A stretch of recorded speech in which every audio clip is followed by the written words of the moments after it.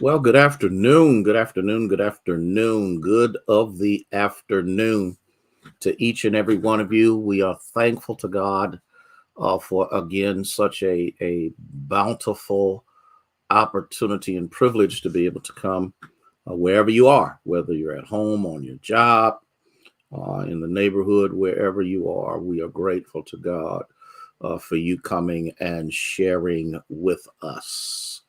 Um, and so we are grateful for the privilege to be able to share with you on today and to let it be known that our God is still an awesome, awesome God. And for that, we bless his holy name. Yes, I'm an hour. Let me see, 11, 12.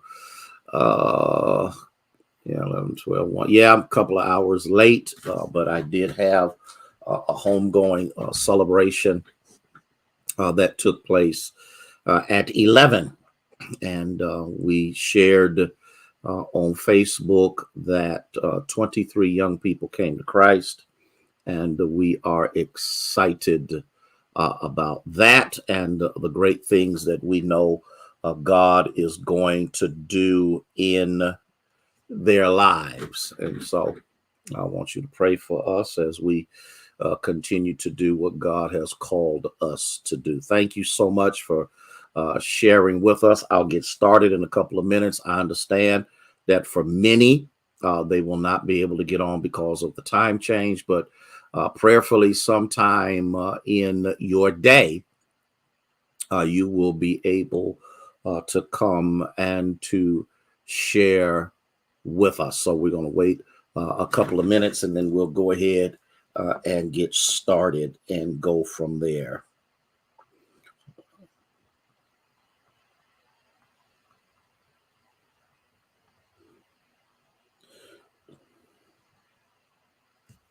So, we're glad for that. Carolyn, Rhonda, bless you, bless you, bless you. Let, just letting folk know that I'm on right now. Grateful to God. For those of you who are here, Barbara, good afternoon. Sylvia, good afternoon to you. Good afternoon to you, one and all. Lady Bowling, bless you. Sabrina, hey dear, how are you? Praying that all of you are well and that everything is going fantastically well for you. Kathy, good afternoon to you. Thank y'all so much for as many of you as are coming on again. We're at a different time. And let me share this with you. It will also be a different time tomorrow. I have another celebration tomorrow here at the Union Church. And I believe that one will start at 12. I may be able, I may be able to bring that to pass maybe earlier. I'm not sure, but I'm really to the point now where I don't want anything to get in the way with the word of the Lord that I'll be sharing with the family. And so grateful to God for you. Carletta, Pastor Jordan, Wayne, bless you. I want you to lift those 23 young people. And most of them were teenagers and young adults that came to Christ today at the homegoing celebration of Reese. And yes, yeah, the Lord blessed Elder James Mansell. And again, that's just basically how it is. And I got one more to go, and we are believing and trusting God. And we will go from there. Debbie, how are you? Terry, bless the Lord. Sandra, good to have you with us. I'm going to start in 1 minute. 1 minute, I'm going to go ahead, um, get started. I already know what I'm preaching tomorrow, so I'm in good shape there. And Doe, good afternoon to you, one and all. Okay. For just a few moments, hey, Katrina, how are you this afternoon? For just a few moments, I want to I want to talk about the power of worship. Mm, mm. Um, if worship were not powerful, it would not be going on in heaven. Can I take my time? Can I take my time and work with this? I'm not going to keep you long. Uh, but if it was not powerful, it would not be happening in heaven. Worship is the gateway to the very presence of God. Oh, Lord, have mercy. And I think we need to understand something. And what I'm going to do is I'm going to cause you to look at Isaiah chapter 6 from a totally different perspective. Keep y'all. I ain't gonna keep you long, but I'm gonna keep you long enough. Wendy, good afternoon to you. I want you to hear this. I've preached Isaiah chapter 6. I've looked at Isaiah chapter 6. I've examined Isaiah chapter 6. I've delved into extensively chapter 6. But I believe that there is something overwhelmingly powerful that I know I missed, and I want to share this with you, okay? Because in Isaiah chapter 6, and Erica, how are you this afternoon? We see that angels and worship come together in a very powerful way. How are you? And I'm gonna mess up your name when I do this. Sharba, how you feeling? Hope I got that right. Okay. Good afternoon, Jaleesa. We see quite clearly in the first verse of Isaiah chapter 6, and this is important. I want to take my time and go through this. Okay. The prophet had a great vision. The year that King Uzziah died, or the year of the death of the King Uzziah, something had happened. Historically, we understand clearly that the nation had come back into prominence, that it was under King Uzziah that, hey, Barbara, how are you? Okay. It was Israel flourished, became prosperous and renowned under the kingship of Uzziah. It was crystal clear that the prominent position of Israel would not be where it is or was if it had not been if it had not been for Uzziah. Uzziah restored worship. Uzziah restored appropriate sacrifice and praise. Uzziah challenged the people to live the way God would have them to live. And by doing so, God rained down his prominence, his provision, his protection, his promotion in unbelievable ways and unbelievable magnitude. But the problem comes is that when you feel you are at the pinnacle of great things, all of a sudden, because the Bible says that something happened to Isaiah in the year that Uzziah died. Now let's look at this transition for just a second. Isaiah recognized the prominence of Uzziah and what he had accomplished. So a lot of his hope, good afternoon, Thea. How are you? I left your son a message. I just found out that he had called, but I didn't get the message. But we got it this time. So we're thankful to God that Thea has come through her procedure with flying colors. And we're grateful to God because now you're going to see the healing power of God once again. And so we see that we can be traumatized when something happens, when that which we have depended upon to bring stability, to bring affluence, to bring opportunity, Cecile, how are you, is now gone. I was seeking the Lord because the celebration of Reese left behind some very young children.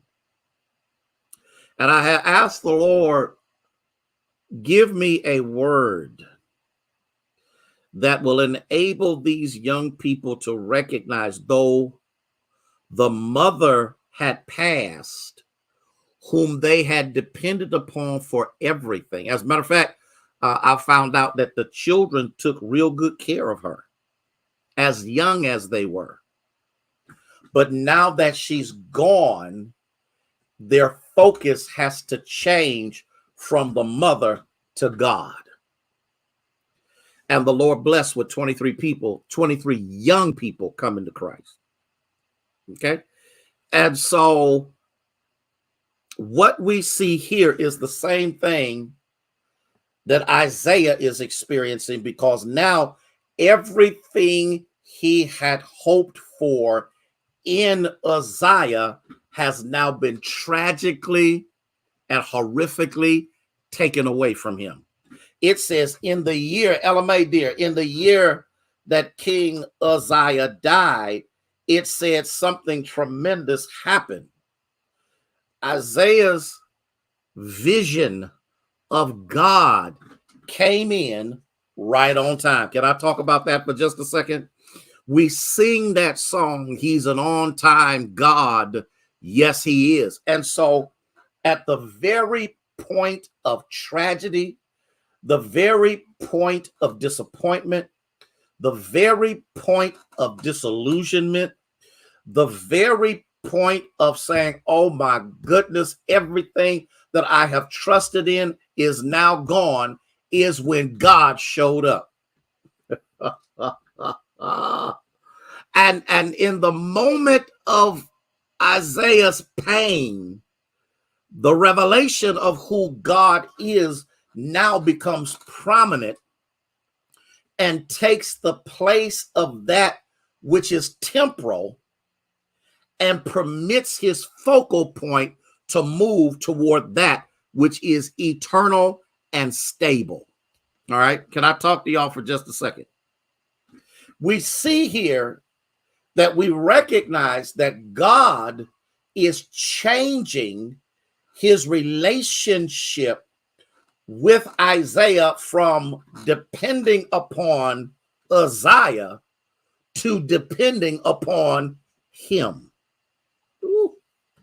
I don't know about anybody else, but I have seen where there have been moments in my life and other people's lives when there was that which I had depended upon, and what I failed to understand, that what I was depending upon was only there for a season so that I could be prepared to trust that which is permanent.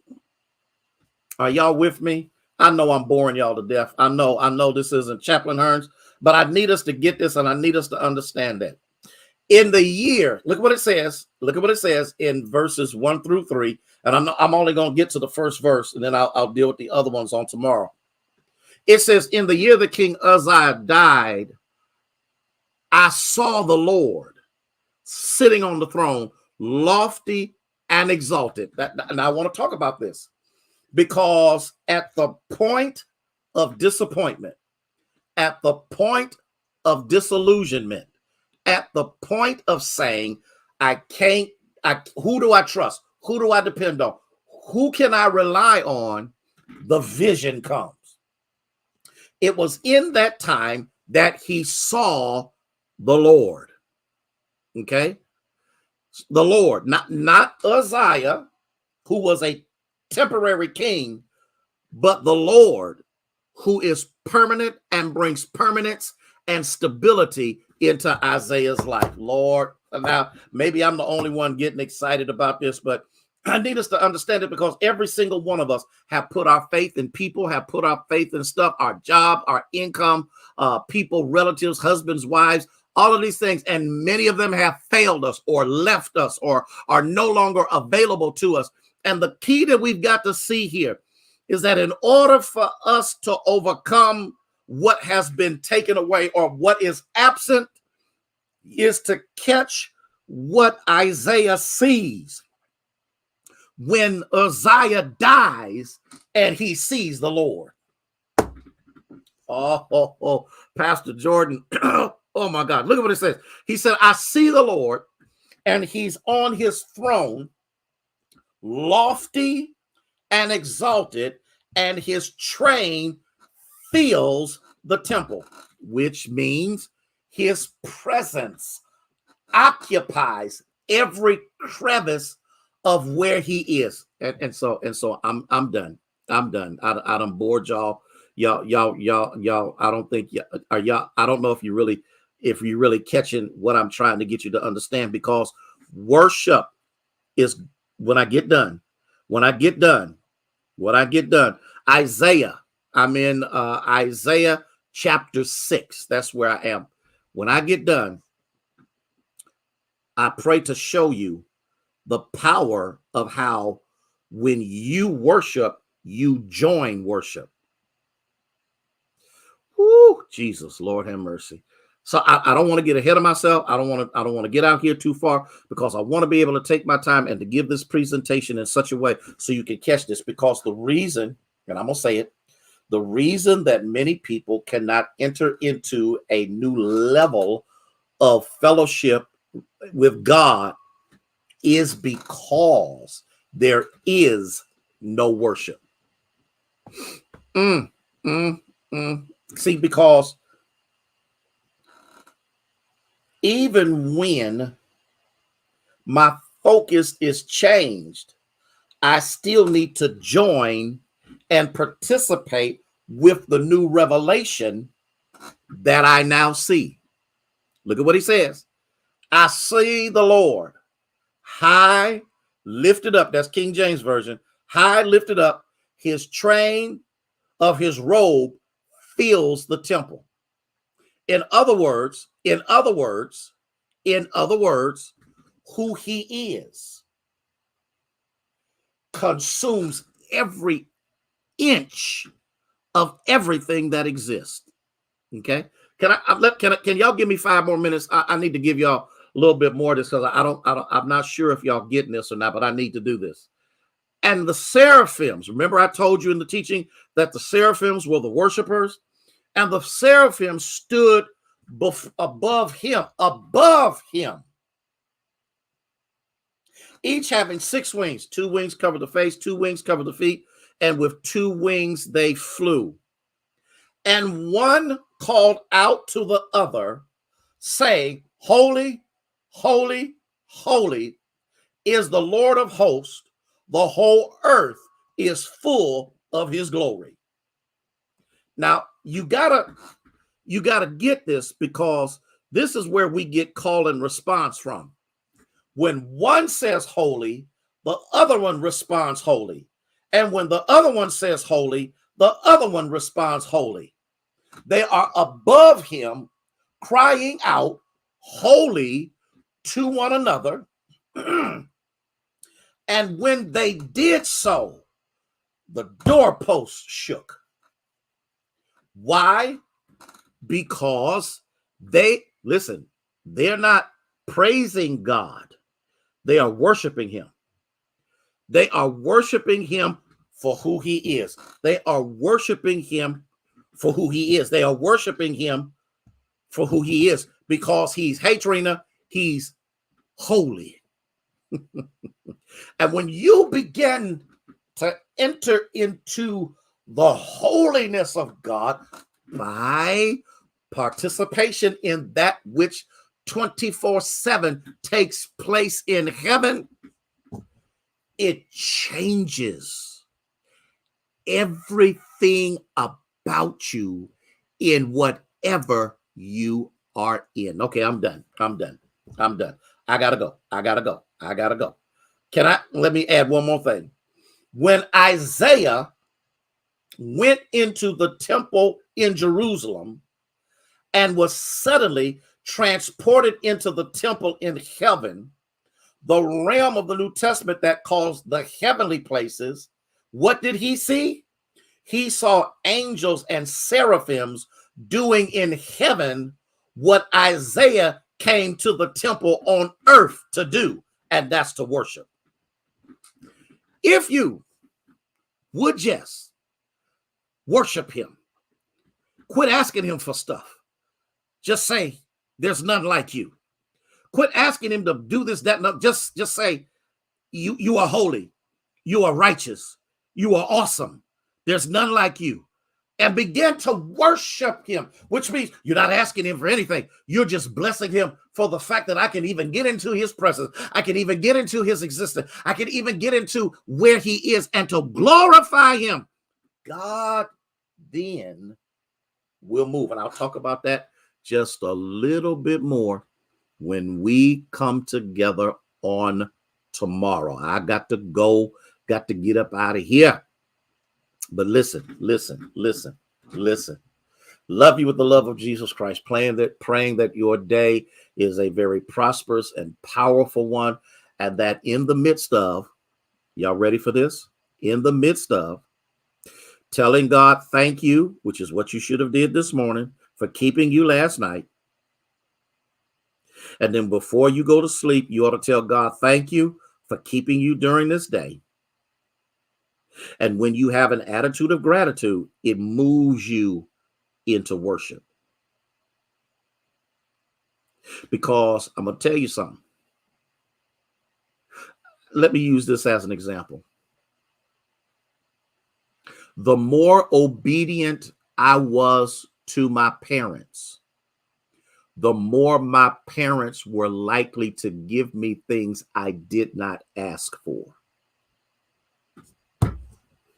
If we who are carnal know how to give good gifts to our children, how much more will your heavenly Father give to you? I'm done. Y'all be blessed. Y'all be blessed. Love y'all. Have a fantastic day. I want y'all to lift Thea up in prayer so that she'll heal. I'm asking that you would lift the Williams family up in prayer, the Griffin family up in prayer, the Beverly family up in prayer. Want you to lift Sheila White's mother in prayer. And if there's any others, we want you to continue to pray for them. Also, if there are any persons who would like to travel up on the bus on October 14th to the annual session on that Friday night is my night. It's my night. We have a bus that's going up. Could you please call 330-746-1217 so that we can get your name on the bus in preparation for the worship experience at the culmination of the annual session for the Ohio Baptist State Convention. So please, ma'am, please, sir, if you would like to go, we would appreciate it more than you'd ever know to give the church a call, and we will go from there. May God bless you.